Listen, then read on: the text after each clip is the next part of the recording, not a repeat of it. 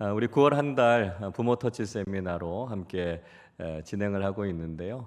지난 3주 동안 우리 이상훈 목사님 귀한 말씀을 통해서 우리의 가정 속에서 우리가 어떻게 믿음의 사람으로 살아갈 것인지 또 어떤 관계들을 맺으며 살아갈 것인지에 대해서 귀한 말씀을 우리가 함께 들었습니다. 이제 이번 주 다음 주 두 주 더 부모 터치 세미나가 진행이 되는데요. 다시 한번 우리 가정을 어떻게 예배로 세울 수 있을지, 우리가 믿음의 부모로서 어떻게 살아야 될지 하나님의 말씀에 귀를 기울이는 귀한 시간이 되실 수 있기를 바랍니다. 우리 교회가 믿음의 가정을 세워나가는 귀한 사역을 꾸준하게 잘 진행을 하려고 합니다. 그래서 우리 교회가 진행하고 있는 가정사역의 브랜드를 하나 만들었어요. 그게 뭐냐면 믿음의 가정 바로 세우기라고 하는 겁니다. 여러분 앞에 있는 현수막에 있는 그림이 우리 교회가 앞으로 진행하는 가정사역에 대한 브랜드입니다. 그래서 우리 가정을 저렇게 믿음 위에 잘 세우겠다라고 하는 결단이 그 속에 담겨져 있죠. 우리 교회 신앙생활에 중요한 두 축이 있어요. 하나는 교회고요. 또 하나는 가정입니다. 그래서 이 신앙생활의 중요한 두 축을 우리가 잘 세워 나가려고 하는데 이 두 축을 통해서 우리가 이루고자 하는 비전이 있습니다. 먼저 교회는요. 복음이 삶이 되는 제자 공동체. 우리 앞에 비전 현수막 걸려 있잖아요. 우리 교회는 어떤 교회가 되느냐 하면 복음을 삶으로 살아내는 제자 공동체가 되겠습니다 하는 비전을 이루어 갈 것이고요. 또 한 가지 우리의 가정은요. 믿음의 가정을 바로 세우겠습니다. 이제 이런 결단을 가지고 우리가 신앙생활을 해 나가려고 합니다. 자, 그래서 이제 우리 교회에서 함께 신앙생활하면서 우리 교회가 나가려고 하는 비전을 여러분 잘 아셔야 되겠죠. 그래서 누가 물어봐도 아주 분명하게 대답하실 수 있어야 됩니다. 자, 우리 한번 해보겠습니다. 우리 교회의 비전은 뭐라고요? 복음이 삶이 되는 제자 공동체. 그렇습니다. 우리 가정이 추구하는 비전은요? 믿음의 가정 바로 세우기. 그래서 우리가 이 두 가지 축을 가지고 우리 신앙생활에 아주 중요한 것들을 우리가 같이 세워 나가는 일들을 하려고 합니다.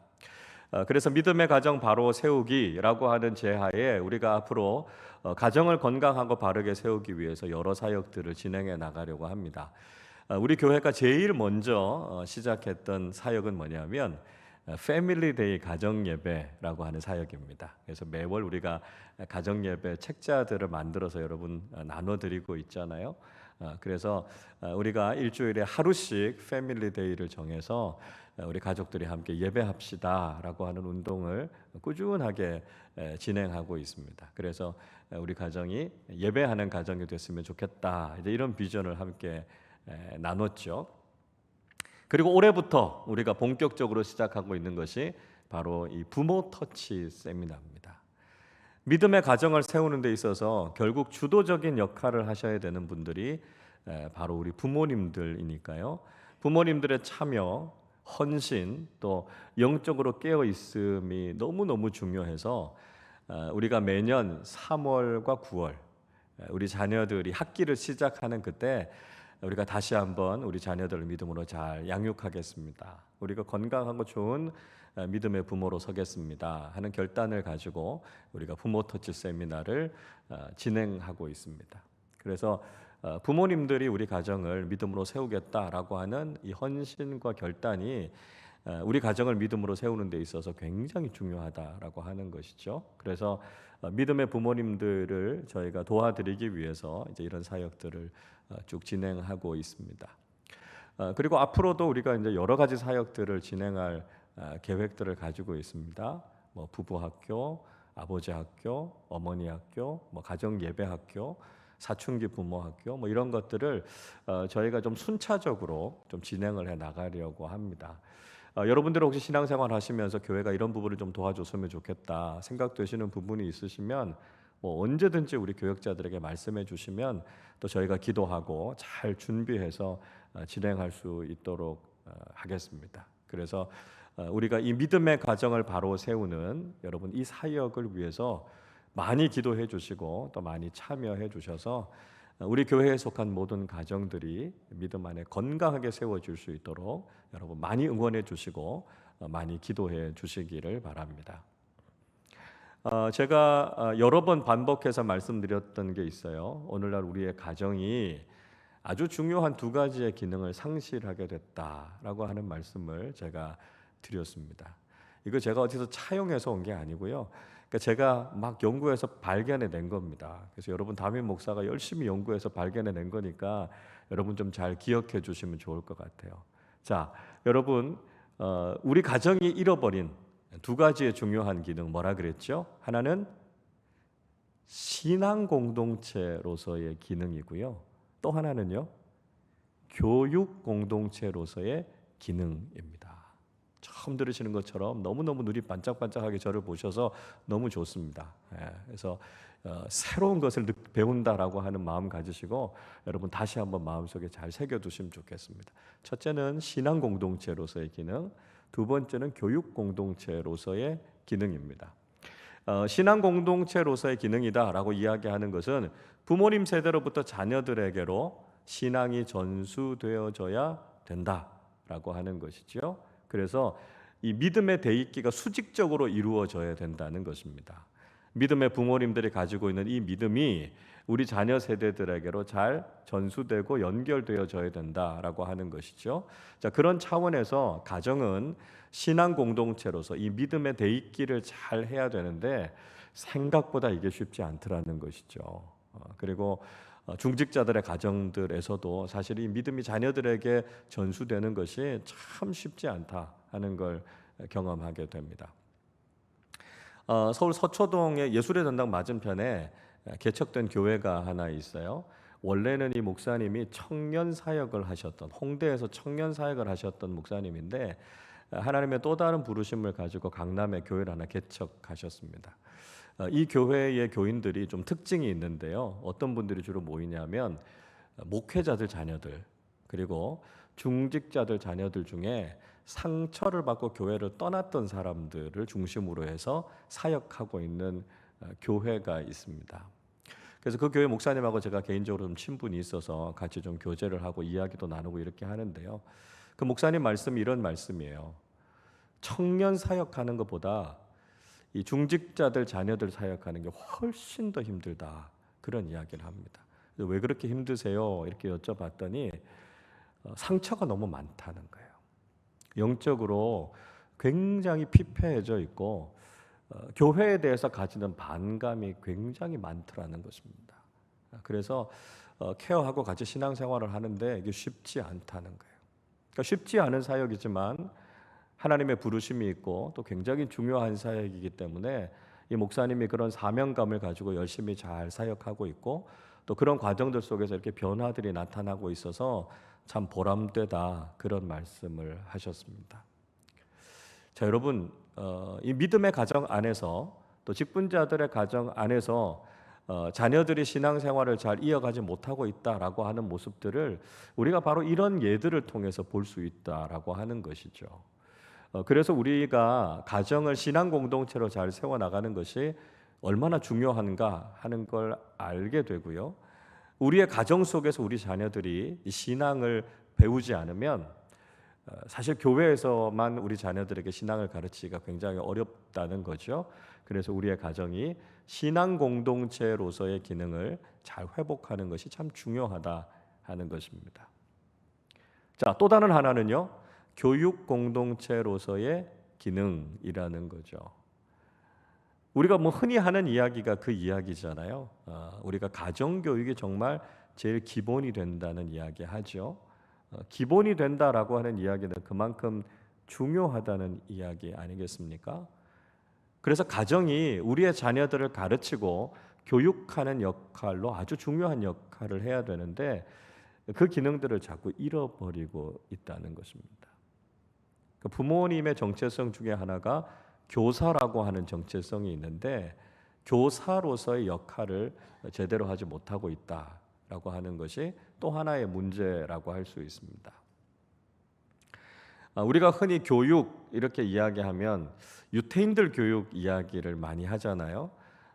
전 세계에서 노벨상 3분의 1이 유태인들 출신들, 유태인들이 노벨상을 받았다, 이제 이런 이야기들을 하는데 유태인들의 교육에 무슨 비밀이 있는가 관심을 가지고 연구하는 사람들이 많이 있죠. 뭐 유태인들의 교육이라고 그래서 뭐 다 좋다 이렇게 이야기하기는 어렵지만 적어도 유태인들의 가정 교육은 우리가 좀 배울 필요가 있겠다 하는 생각이 듭니다.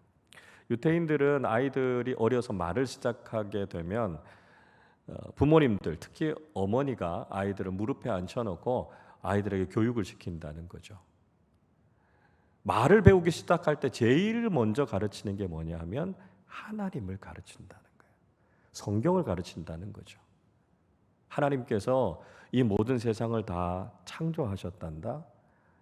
하나님께서 우리 민족을 저 이집트 땅에서부터 구원해 내셔서 우리를 한 민족으로, 한 나라로 세우셨어. 그리고 하나님은 지금도 이 세상을 통치하시는 하나님이셔. 이걸 무릎에서부터 아이들에게 가르친다는 거예요.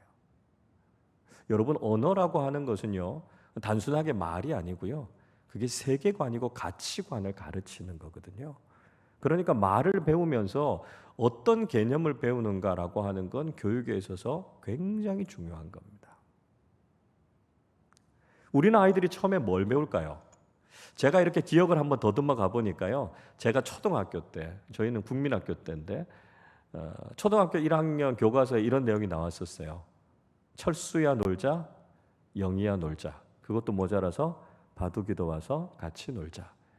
이게 1학년 때 배웠던 내용이었습니다. 요즘 아이들 뭐 배우나 싶어서 제가 교과서 한번 봤더니 받침이 있는 글자 이런 걸 배우더라고요. 돌, 뭐 집, 밭, 뭐 이런 걸 배워요. 자, 여러분 한번 생각해 보십시오. 처음 말을 배우는 아이들이 누구야 놀자, 집, 돌 이런 걸 배우는 아이들 하고요. 처음 말을 시작하면서 눈에 보이지 않지만 여전히 우리의 삶 가운데 함께 하시는 하나님을 배우고 하나님이 만드신 천지 만물과 세상을 배우는 아이들하고 생각하는 스케일이 같을 수 있겠습니까? 같을 수 없다는 거예요. 어릴 때부터 눈에 보이지 않는 하나님을 상상하고 그 하나님께서 만드신 세상을 바라보고 그 하나님에 대한 개념을 배웠던 아이들이 자라가면서 눈에 보이는 학문을 공부하는 거, 이건 식은 죽 먹기라는 거죠. 그리고 하나님께서 공급해 주시는 하늘의 지혜를 경험한 아이들이 탁월할 수밖에 없지 않겠습니까? 여러분, 그걸 생각한다면 우리가 아이들에게 뭘 가르쳐야 될까? 우리 생각하게 되죠. 믿음의 부모님들이 어린 아이들에게 하나님이 누구신가라고 하는 것을 가르쳐야 되고요.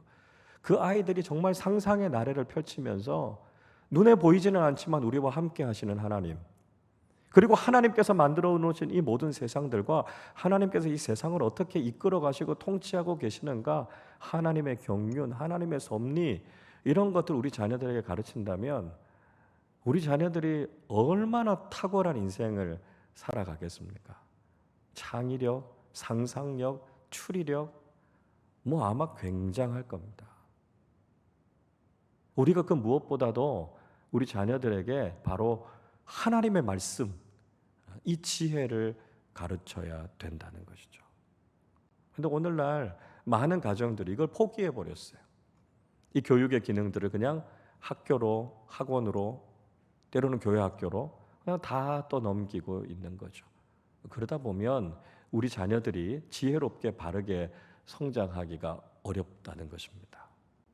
자, 그래서 우리의 가정이 이 두 가지의 기능을 되찾아야 됩니다. 신앙 공동체로서의 기능, 교육 공동체로서의 기능, 이 기능을 회복해야 된다는 것이죠. 그래서 하나님께서 우리에게 선물로 주신 이 우리의 가정, 천국 같은 기쁨이 넘쳐나야 되고요. 축복의 통로가 되는 그런 우리의 가정의 모습을 회복하는 일을 위해서 우리가 함께 기도하고 헌신하실 수 있기를 바랍니다. 자, 오늘 우리가 욥에 대한 말씀을 함께 좀 생각하려고 합니다. 근데 우리가 욥하면 무슨 생각이 제일 먼저 드세요? 무슨 생각 제일 먼저 드시죠? 고난, 그죠? 고난. 욥하면 그냥 고난의 대명사 아닙니까? 그래서 욥기를 읽으면 마음이 좀 무거워져요, 그죠? 그래서 평소에는 욥기 잘 안 읽습니다. 언제 욥기 읽냐 하면 뜻하지 않게 우리가 고난을 당하게 됐을 때, 또 원치 않은 질병 때문에 힘들어할 때 욥기의 말씀을 읽으면서 우리가 많이 위안을 받죠. 욥이 이런 고난들을 잘 이겨내는데, 그래, 우리도 힘을 내서 하나님의 선하신 뜻이 있음을 믿고 우리도 고난을 잘 이겨내는 믿음의 삶을 살아야지. 우리가 이렇게 욥기를 읽을 때 굉장히 우리에게 위안이 되고요, 굉장히 평안을 주는 게 사실입니다. 자, 이 욥기가 이 고난을 우리가 믿음으로 어떻게 이길 것인가라고 하는 차원에서 굉장히 영적으로 큰 유익을 줍니다. 근데 욥기는요, 단지 그것만 이야기하고 있는 게 아니에요. 욥기는 그것보다 훨씬 더 크고 훨씬 더 깊고 많은 내용들을 담고 있습니다. 그래서 욥기를 통해서 하나님께서 우리에게 주시는 말씀을 우리가 사실은 좀 폭넓게 보실 필요가 있다라고 하는 거죠. 그래서 오늘 우리가 욥기 제일 처음 말씀을 통해서 욥의 가정에서 드려졌던 가정 예배 이야기를 우리가 좀 함께 생각해 보려고 합니다. 그리고 우리의 가정이 하나님 앞에 어떻게 예배드려야 될 것인가, 욥의 가정을 통해서 우리가 좀 생각해 보려고 합니다. 자, 오늘 본문 처음 말씀 속에서 욥이 어떤 사람인가에 대해서 소개해 주고 있죠. 자, 먼저 1절 말씀 우리 같이 읽어 보겠습니다. 우스 땅에 욥이라 불리는 사람이 있었는데 그 사람은 온전하고 정직하여 하나님을 경외하며 악에서 떠난 자더라. 자, 제일 먼저 지리적인 배경, 이 이야기가 어디에서 시작되고 있는가 하는 걸 이야기하고 있습니다. 우스라고 하는 땅이 배경이 되고 있죠. 우스가 정확하게 어딘가 찾기가 좀 어렵습니다만 대략적으로는 당시에 에돔 사람들이 살았던 지역, 요르단 남쪽 지역 정도 될 것 같고요. 또 아라비아 사막 북부 지역 정도 되는 아마 그 지역쯤이 아닐까 이렇게 추정하고 있습니다. 자, 그리고 욥이라고 하는 인물이 나오는데요. 이 욥이라고 하는 인물은 족장 시대의 인물입니다. 그러니까 창세기의 인물들이 살았던 그 당시에 살았던 사람이 욥이라는 사람이죠. 아브라함, 이삭, 야곱, 요셉 같은 요 족장들이 있었던 시대, 그 시대 속에 있었던 사람이 바로 이 욥이라고 하는 사람입니다. 자, 그런데 1절에서 욥에 대해서 몇 가지를 설명하고 있죠. 먼저 그는 온전한 사람이었다, 이렇게 이야기합니다. 온전한 사람. 온전하다라고 하는 히브리어 단어가 타맘이라고 하는 말입니다. 이 타맘이라고 하는 말은 무슨 뜻이냐면 도덕적으로요, 윤리적으로 아주 정직하고 아주 차원이 높은 삶을 살았던 사람이다 하는 뜻입니다. 그러니까 아주 고매한 인격을 가지고 있었고 윤리적으로 아주 깨끗한 삶을 살았던 사람이 바로 이 욥이라고 하는 사람이었다는 거죠. 그러니까 이 단어를 이야기할 때 주로 노아나 아브라함이나 또 요셉 같은 사람을 표현할 때 이 단어를 썼어요. 그래서 이 신앙인으로 살아가는 사람들이 특히 도덕적으로 윤리적으로 아주 깨끗한 사람이 되어야 된다 하는 것을 성경이 보여주고 있는 것이죠. 자, 둘째로 욥은 정직한 사람이었다, 이렇게 이야기하죠. 정직하다라고 하는 히브리어 단어 야샤르라고 하는 말은 굽어지지 않았다는 겁니다. 휘어지지 않았고요, 다 곧은 일직선을 이루는 삶을 살았다는 거예요. 그러니까 이 욥이라고 하는 사람이 굉장히 강직한 사람이었다는 거죠. 굉장히 정의로운 사람이었다, 이런 이야기를 하고 있는 겁니다. 그리고 세 번째는 이 욥이 하나님을 경외하고 악에서 떠난 사람이었다, 이렇게 이야기하죠. 그러니까 욥이라고 하는 사람이 도덕성의 측면 또 정의의 관점에서만이 아니라 신앙적으로도 굉장히 완벽한 사람이었다는 겁니다. 그러니까 수평적으로 많은 사람들과의 관계 속에서도 아주 모범적이었고요, 하나님과의 수직적인 관계 속에서도 아주 타고난 사람이었다, 이렇게 이야기하고 있습니다. 그러니까 욥이라고 하는 신앙인이 하나님께서 보시기에도 다른 사람들이 보기에도 아주 칭찬할 만한 그런 아주 탁월한 삶을 살았다 하는 것을 이야기하고 있습니다. 자, 그러니까 여러분, 우리의 모습도요, 사실 이게 도전이 돼야 됩니다. 우리가 신앙인으로 이 세상을 살아간다라고 하는 것은 하나님 앞에서도 많은 사람들 앞에서도 정말 바르고 의롭고 탁월한 삶을 살아야 된다는 것을 이야기하죠. 다니엘도 마찬가지 아니었습니까? 다니엘이 바벨론의 포로로 끌려가게 됐을 때 이 바벨론의 대적자들이 다니엘의 흠을 찾기 위해서 뒷조사를 하잖아요. 근데 도덕적으로도 또 하는 일이나 능력에 있어서도 전혀 흠이나 허물을 찾을 수 없었습니다. 그래서 겨우 찾아낸 흠이 뭡니까? 다니엘이 하나님을 너무 잘 믿는다는 거. 그거 하나 말고는 다니엘에게서는 도저히 흠을 찾을 수 없을 정도로 완벽했다라고 하는 거죠. 우리가 바로 이런 수준을 목표로 해서 신앙생활을 해야 된다는 것이죠. 그래야 우리가 하나님 앞에서도 칭찬을 받을 수 있고요. 많은 사람들에게도 좋은 영향력을 미치는 사람들이 될 수 있다는 것입니다. 자, 이어서 욥의 자녀들에 대해서 소개해 주고 있죠. 2절 말씀 같이 읽어 보겠습니다. 그에게 아들 7과 딸 3이 태어나니라. 10남매를 뒀어요. 10남매. 자, 이 이스라엘 문화권 속에서 자녀라고 하는 것은 미래를 상징하는 것이죠. 하나님의 복을 상징하는 것이고요.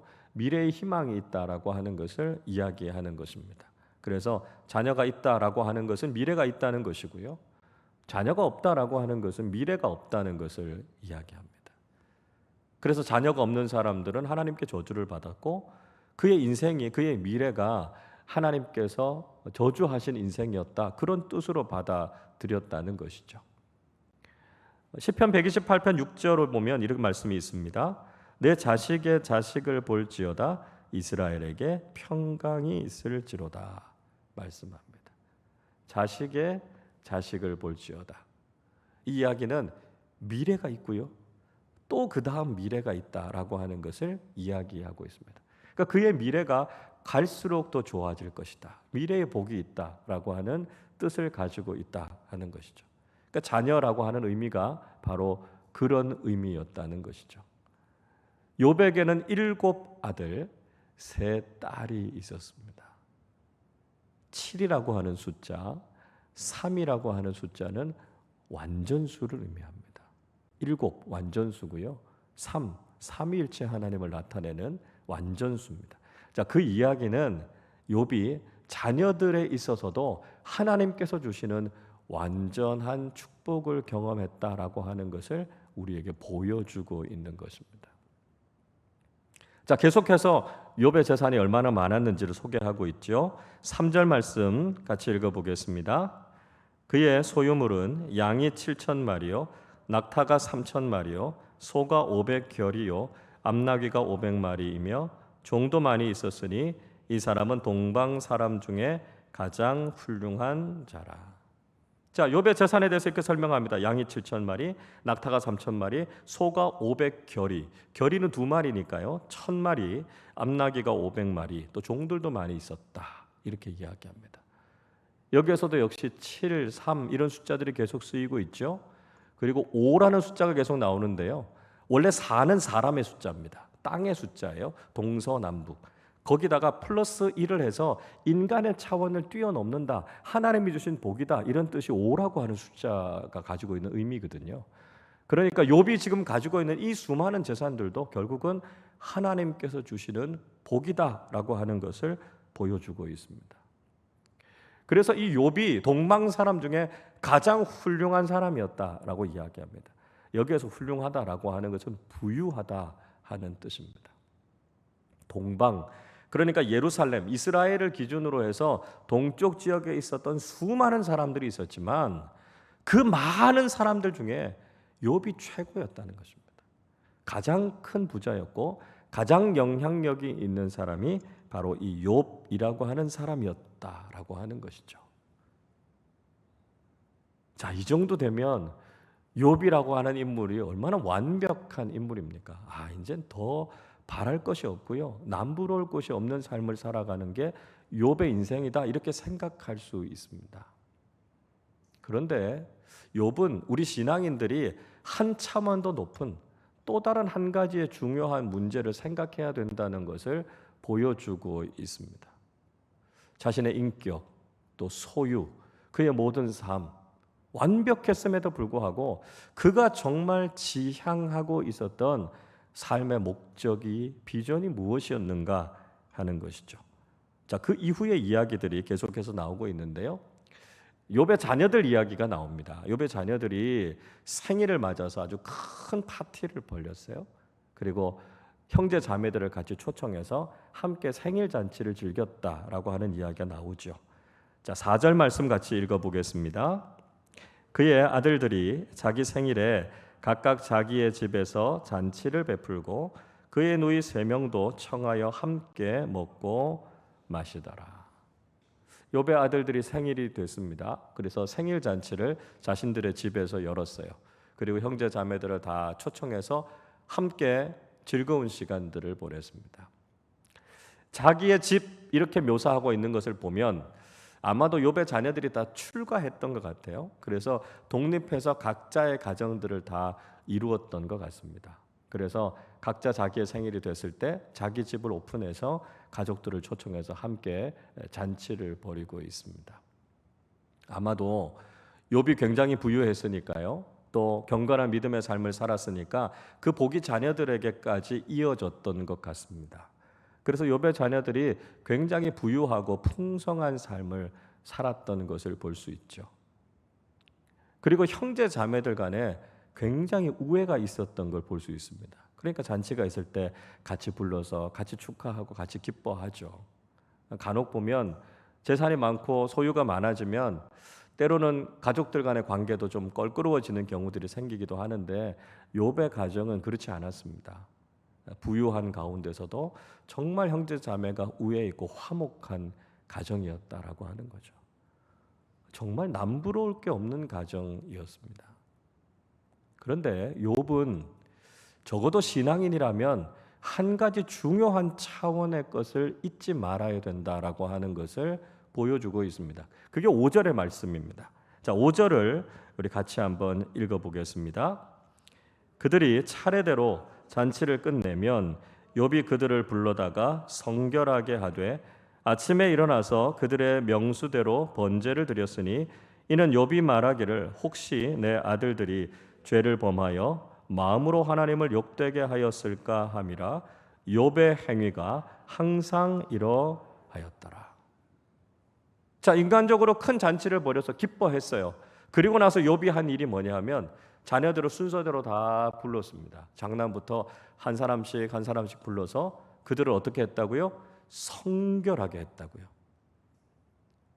그래서 그들 각자의 명수대로 하나님 앞에 번제를 드렸다라고 하는 것입니다. 그래서 그들이 혹시 하나님 앞에서 죄를 짓지 않았을까? 정말 신앙인으로서 바른 삶을 살았을까 하는 것을 예배를 통해서 그들에게 가르치고 보여주었다라고 하는 것이죠. 인생이라고 하는 것이 그저 즐기고 누리는 것, 그게 목적이 아니라 하나님 앞에서 우리가 얼마나 바르게 살아가는가, 하나님 앞에서 우리가 얼마나 거룩하게 살아가는가, 이게 가장 중요하다라고 하는 것을 욥은 예배를 통해서 자녀들에게 가르쳐 주었다라고 하는 것입니다. 아마도 욥이 좋은 신앙인의 모범을 보였기 때문에 겉으로 드러나게 자녀들이 죄를 짓거나 불신앙적인 모습을 보이거나 그러지는 않았을 겁니다.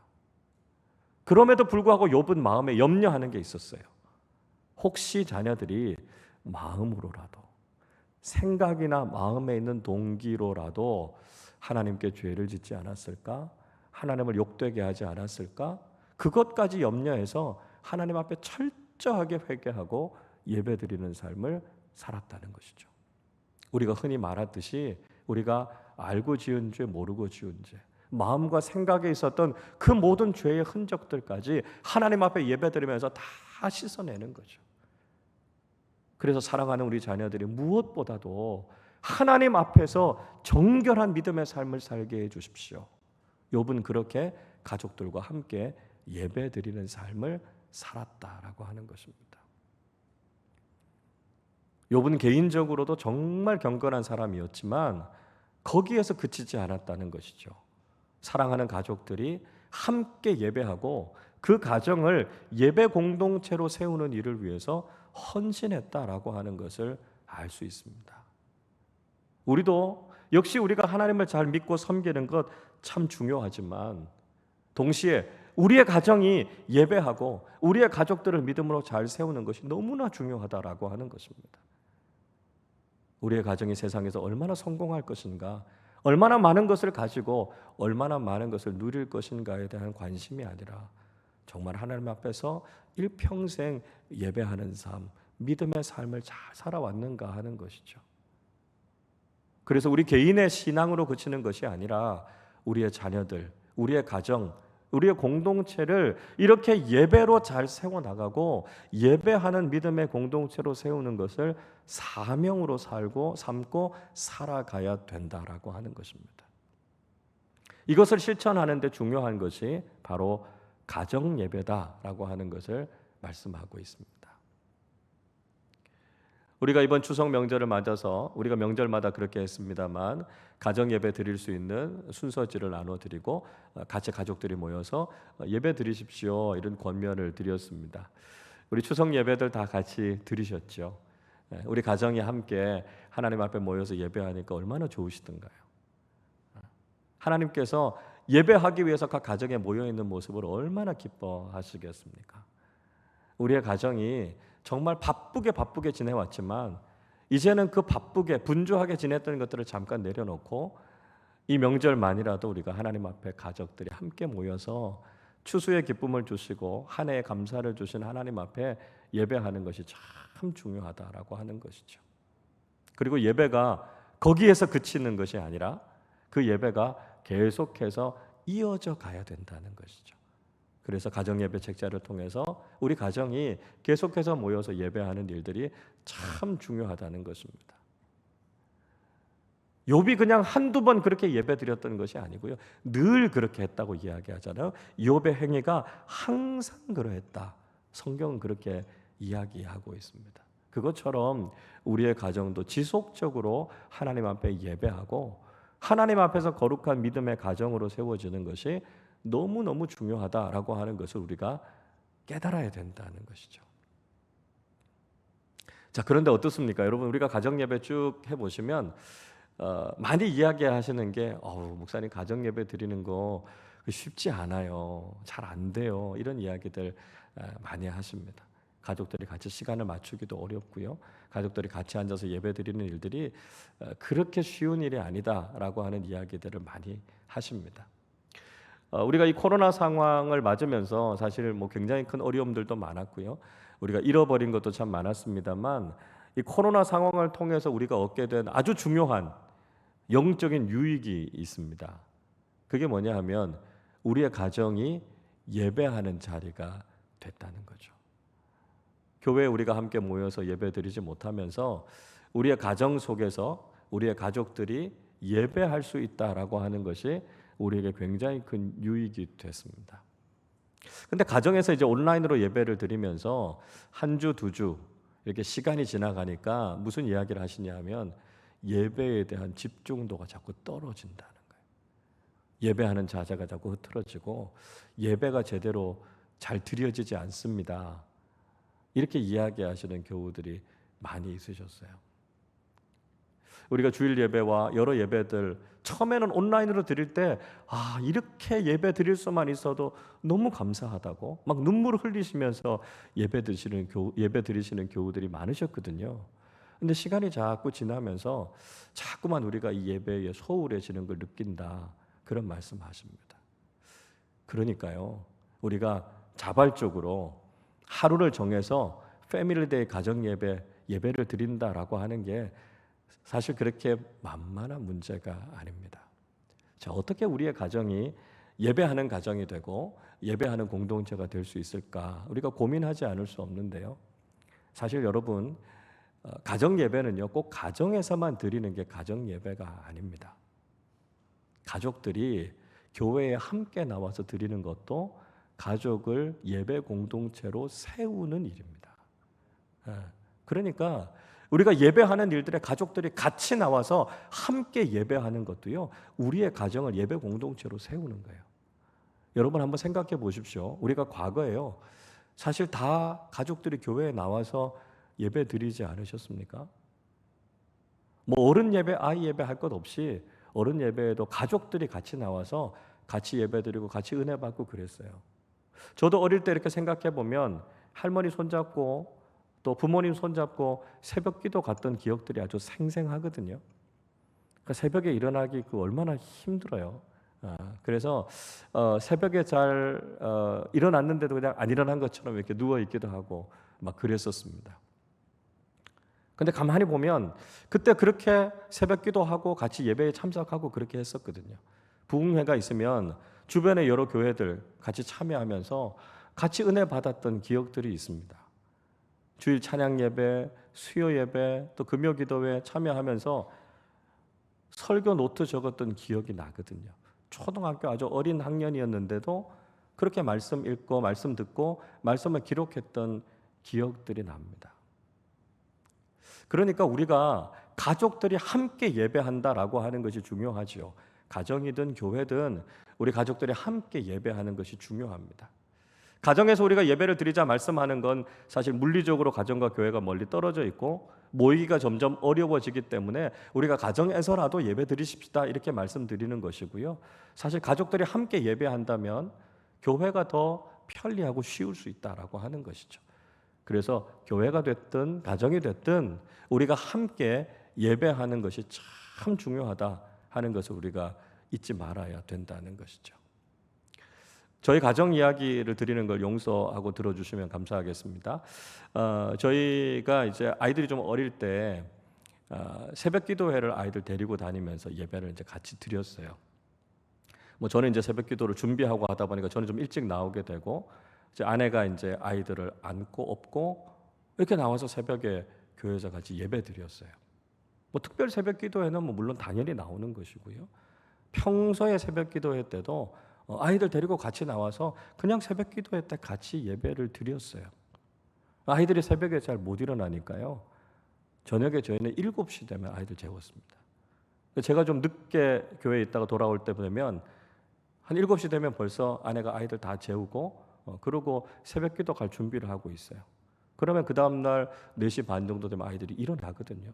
그럼 아이들 데리고 같이 새벽에 교회 와서 같이 예배 드리고 했었습니다. 아이들이 학교 가면서 아이들하고 큐티 모임을 했어요. 아내가 아이들하고 학교 가기 전에 앉아서 20분, 30분 잠깐 시간이지만 그 시간에 모여서 아이들하고 같이 큐티하고 말씀 나누고 기도하고 그러고 학교 가는 거죠. 그리고 그게 좀 커지니까요. 교회에서 우리 가정 아이들뿐만이 아니라 일찍 학교를 좀 일찍 가는 아이들 한 10분, 20분 일찍 와서 같이 그날 큐티하고 기도하고 그러고 학교를 가는 거죠. 중요한 것은 장소가 아니에요. 우리가 가정을 정말 예배하는 공동체로 세워야 되겠다. 이 헌신과 결단이 중요하다라고 하는 것이죠. 그래서 가정이 됐든 교회가 됐든 우리의 가정을 예배하는 공동체로 세워야 되겠다. 믿음의 부모님들이 결단하고요.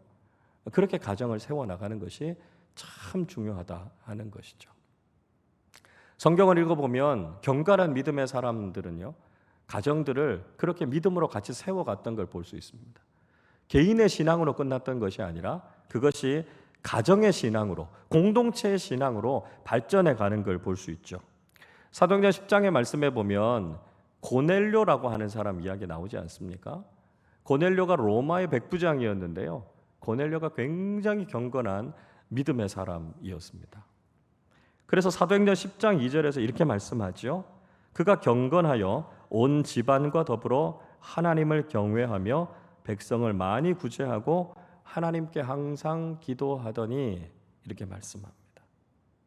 고넬료의 경건은 개인의 경건으로 끝나지 않았고요. 그의 가정을 믿음으로 세워서 하나님을 경외하는 가정이 되게 했다. 이렇게 이야기하죠. 사도행전 16장에서도 바울과 실라가 빌립보 감옥에 투옥이 되잖아요. 그런데 하나님께 찬송할 때 그 빌립보 감옥 옥문이 열리게 됩니다. 간수가 죄수들이 다 도망갔겠구나 이렇게 생각하고 자살하려고 했을 때 바울이 말리잖아요. 우리 도망 안 갔다 죽지 마라 이야기합니다. 그러니까 이 간수가 너무 궁금한 거죠. 아니 저 사람들은 왜 감옥을 빠져나갈 수 있는데도 안 나갔을까? 저 사람들이 가지고 있는 구원, 소망, 복음이라고 하는 게 도대체 뭘까? 그래서 그 간수가 묻잖아요. 우리가 어떻게 하면 당신들이 가지고 있는 그 구원을 얻을 수 있습니까? 사도행전 16장 31절에서 이렇게 말씀합니다. 이르되 주 예수를 믿으라. 그리하면 너와 내 집이 구원을 받으리라. 바울은 그 간수뿐만이 아니라 그 가정도 받아야 될 필요성에 대해서 이야기한 것이죠. 자, 이 이야기를 들었던 간수의 반응은 어땠습니까? 33절 34절 보면 이렇게 말씀합니다. 그 밤에 그 시각에 간수가 그들을 데려다가 그 맞은 자리를 씻어주고 자기와 그 온 가족이 다 세례를 받은 후 그들을 데리고 자기 집에 올라가서 음식을 차려주고 그와 온 집안이 하나님을 믿음으로 크게 기뻐하니라 말씀합니다. 간수가 바울을 데리고 왔어요. 그리고 그 간수와 그의 가족들이 세례를 받고 그 가족이 하나님을 믿는 구원받은 가정이 됐다는 것입니다. 여러분, 우리의 믿음은 우리의 개인의 믿음으로 끝나서는 안 되고요. 욥의 가정처럼 자신의 가정을 예배하는 공동체로 세우고 많은 경건한 사람들이 자신의 가정을 믿음 위에 세웠던 것처럼 우리의 가정도 바로 이런 믿음 위에 예배하는 공동체로 세워나가야 한다는 것이죠. 이것이 우리에게 주어지신 아주 중요한 사명이라는 것입니다. 오늘날의 문제는 가정과 교회가 점점 괴리되고 있다는 겁니다. 가정과 교회가 더 친밀해져야 하고요. 가정과 교회가 하나됨을 경험해야 되는데 자꾸 가정과 교회가 분리되어져 가고 있다는 것이 문제입니다. 우리 이런 슬로건들 많이 들어보셨잖아요. 교회 같은 가정, 가정 같은 교회, 이런 이야기 많이 들어보시잖아요. 가정은 어떤 가정이 돼야 된다고요? 교회처럼 하나님을 섬기고 예배하는 가정이 돼야 된다고요. 교회는요, 가정이 확대된 것처럼 가정의 사랑, 가정의 친밀함이 우리 교회 공동체 가운데 있어야 된다라고 하는 것이죠. 그러나 교회와 가정이 따로따로 분리되어져서 가다 보면 우리의 신앙도 자꾸 분리될 수밖에 없다라고 하는 것입니다. 성경의 말씀 속에서 교회와 가정이 서로 아주 친밀하게 하나 되어져 있는 모습들을 우리 많이 보게 됩니다. 특히 서신서의 말씀을 보면 교회와 가정이 서로 따로따로가 아니다라고 하는 걸 알 수 있죠. 고린도전서 16장 19절 보시면 이렇게 말씀합니다. 아시아의 교회들이 너희에게 문안하고 아굴라와 브리스가와 그 집에 있는 교회가 주 안에서 너희에게 간절히 문안하고 이야기합니다. 그러니까 브리스가와 아굴라의 집이 곧 교회였다는 것입니다. 가정이 곧 교회였다라고 하는 이야기죠. 빌레몬서 1장 1절 2절도 이렇게 말씀합니다. 그리스도 예수를 위하여 갇힌 자 된 바울과 및 형제 디모데는 우리의 사랑을 받는 자요 동역자인 빌레몬과 그 자매 아비아와 우리와 함께 병사된 아키뽀와 내 집에 있는 교회에 편지하노니 이야기합니다. 그러니까 빌레몬의 집이 곧 교회였다라고 하는 것이죠. 빌립보 교회도 역시 루디아의 집에서부터 출발한 교회였죠. 사도행전 16장 15절 이렇게 말씀합니다. 그와 그 집이 다 세례를 받고 우리에게 청하여 이르되 만일 나를 주 믿는 자로 알거든 내 집에 들어와 유하라 하고 강권하여 머물게 하니라. 루디아와 그 가족들이 다 세례를 받았어요. 그리고 바울을 자신의 가정에 초청했습니다. 그리고 여기 머물러 계십시오. 이렇게 이야기합니다. 그 가정에서 바울이 복음을 가르치고 예배를 드린 거죠. 그게 빌립보 교회의 전신이었습니다. 그러니까 루디아의 집이 곧 교회였다라고 하는 것이죠. 이게 우리에게 보여주는 게 뭡니까? 교회와 가정은 하나 돼야 된다는 것입니다. 아주 긴밀해져야 된다는 것이죠. 교회 따로, 가정 따로가 아니라 가정은 교회에서 드린 예배가 연속해서 드려지는 곳이 되어야 하고요. 교회는 가정에서 나누었던 그 친밀한 사랑이 나누어지는 공동체가 되어야 한다는 것입니다. 교회와 가정이 하나님 안에 하나 되고 믿음이 서로 통합되어져서 함께 갈 때 우리의 신앙은 더 아름답고 바람직한 신앙이 될 수 있다는 것이죠. 여러분, 오늘 이 밤에 우리가 이 말씀을 통해서 다시 한번 결단하실 수 있기를 바랍니다. 우리의 신앙, 우리의 경건은 결코 개인의 신앙, 개인의 경건으로 끝나서는 안 된다는 것이죠. 우리가 하나님 앞에 바르게 설 뿐만 아니라 우리의 가정이 믿음으로 바로 설 수 있도록, 우리의 가정이 예배하는 공동체가 될 수 있도록 우리가 함께 세워나가실 수 있기를 바랍니다. 세상의 그 어떤 것을 목적으로 삼는 것이 아니라 우리의 가정이 나아가야 될 방향은 하나님 앞에 온전하게 예배하는 공동체가 될 수 있도록 우리의 가정을 믿음으로 잘 세워가실 수 있기를 바랍니다. 가정을 예배로 세워가시고 가정과 교회가 따로 있는 것이 아니라 우리의 가정과 교회가 친밀하게 하나 되어져서 함께 예배하고 하나님 주시는 사랑을 함께 나누어서 우리의 신앙이 또 우리의 공동체가 하나님 보시기에 건강하고 바르게 세워지는 믿음의 사람들, 믿음의 가정, 믿음의 공동체들이 다 되실 수 있기를 주님의 이름으로 축원합니다.